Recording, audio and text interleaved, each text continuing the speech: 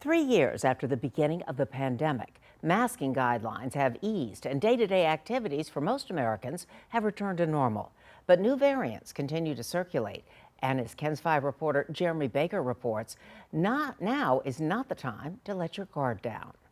That is especially the case when it comes to testing, with many now getting false negatives because of the performance of at-home tests. But it isn't the fault of the test, it's our immune system. Our immune systems are now better at keeping viral loads lower. And when the viral load is lower, it's hard for these at-home tests to pick it up as early. They're not as sensitive as a PCR test.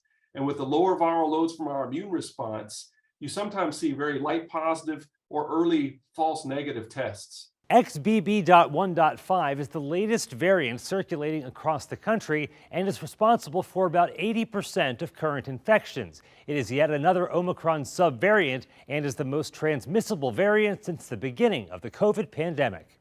Dr. Bowling says there are two strategies to testing. One is to do the at-home test, and if that's negative and you're having symptoms, to repeat it in 48 hours. And that will actually increase the chances that you're going to get a positive on your at-home test. The other strategy is if you test negative at home, go to a clinic to get a PCR test, which is more sensitive, as your second test.